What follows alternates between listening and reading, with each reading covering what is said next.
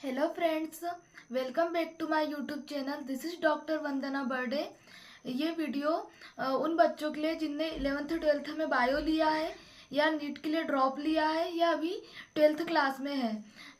तो इसमें हम उनके लिए उन्हें किस तरह से साल भर टेस्ट देना है, टेस्ट सीरीज कैसे अटेम्प्ट करना है लास्ट में, साथ ही साथ कॉम्पिटिटिव लाइफ में उन्हें किन पॉइंट्स पर ध्यान रखना है, और इन लास्ट हम डिस्कस करेंगे कि अगर वो किन सोर्स को फॉलो करे जिससे वो अपना डॉक्टर बनने का सपना पूरा कर सके। तो सबसे पहले हम आते हैं, एक मेन चीज मैं आपको बताना चाहूंगी कि आप अगर 11th में हो या 12th में हो, लेकिन आप कोशिश करिए कि आप जो है 12th क्लास पास करने की कोशिश के साथ साथ ही आप जितनी ज्यादा बायो की बुक रट पाए, क्योंकि अब एमपी बोर्ड में भी एनसीईआरटी बुक आ गई है, उसी से क्वेश्चन आने वाले हैं। तो आप कोशिश करिए कि आप अभी उन्हें कंप्लीट कर ले, ताकि आप जब नीट के लिए तैयारी करें तो आपको ज़्यादा मेहनत ना करनी पड़े। 11th वाले बच्चों को भी यही करना है। अब हम आते हैं जिनने नीट के लिए ड्रॉप लिया है उनके लिए। तो देखिए, आप जो भी प्लेटफॉर्म लिए हो उसने आपको जब हर हफ्ते आपको टेस्ट देना है, हर संडे आपको टेस्ट देना है, और उसमें आपको कोशिश करना है कि स्टार्टिंग के में जब आप टेस्ट में बैठो तो सबसे पहले आप 10 से 15 क्वेश्चन फिजिक्स के अटेम्प्ट करो, फिर 10 से 15 क्वेश्चन केमिस्ट्री के अटेम्प्ट करो, और लास्ट में 10 से 15 क्वेश्चन बायो के अटेम्प्ट करो।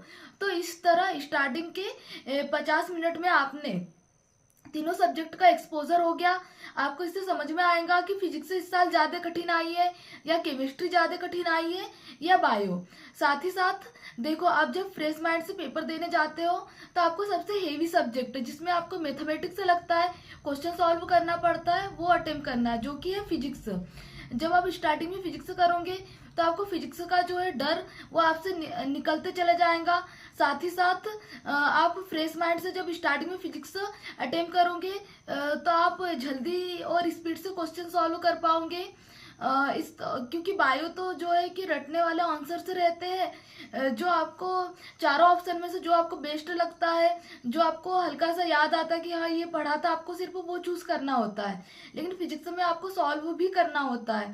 तो आपको इस तरह अटेम्प्ट करना है। सेकंड थिंग जो मैंने बोला कि स्टार्टिंग के 15 क्वेश्चन करना, उसका मतलब ये है कि अगर आपसे पहला क्वेश्चन नहीं बन रहा तो आपको उसको स्किप करना है। सेकंड नहीं बन रहा उसको स्किप करिए। मान लीजिए आपको 5th नंबर का क्वेश्चन बन रहा है तो आपको वो करना है। उसके बाद मान लीजिए आपको 7th नंबर का क्वेश्चन समझ में आ रहा है तो आपको वो अटेम्प्ट करना है। इस तरह आपको 10 से 15 क्वेश्चन अटेम्प्ट करना है। जो क्वेश्चन नहीं बन रहा है उस पर अटके नहीं रहना है, उस पर अपना टाइम वेस्ट नहीं करना है, क्योंकि पेपर में फिजिक्स में कुछ क्वेश्चन जेई और आईआईटी मेंस के लेवल के होते हैं। वो इसीलिए डाले जाते हैं ताकि स्टूडेंट उसे करते हुए अपना टाइम वेस्ट कर दे और लास्ट में उनके पास जो उन्हें बन रहा है, जो इजी सब्जेक्ट है, उनके लिए टाइम ना बचे। तो आप कोशिश करिए कि आप एक ही क्वेश्चन पर अटके ना रहे। ना केवल हमें अपने करेक्ट आंसर पर पहुंचना है, साथ ही साथ हमें टाइम का भी ध्यान रखना है।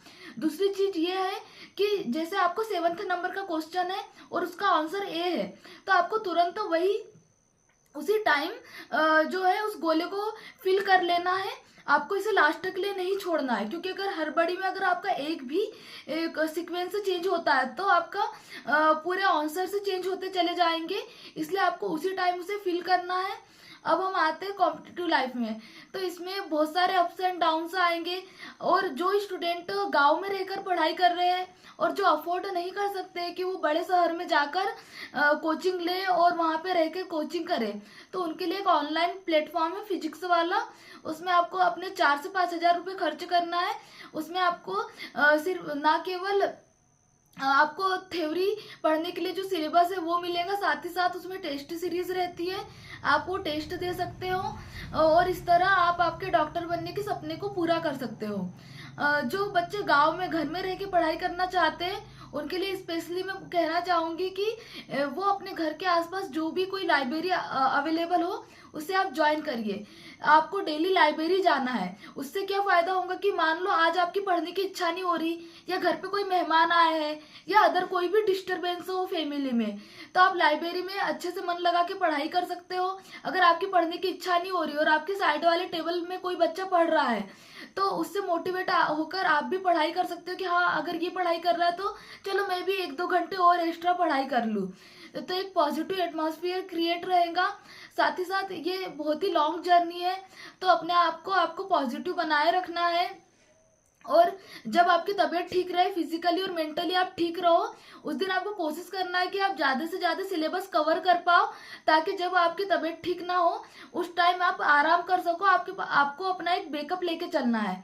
दूसरी चीज़ ये है कि ये जर्नी बहुत ही लॉन्ग है, सिलेबस ज़्यादा है, तो आपको कोशिश करना है कि आप कुछ मोटिवेशनल अपने थॉट्स पढ़ते रहो, अपने आप को पॉजिटिव बनाए रखें।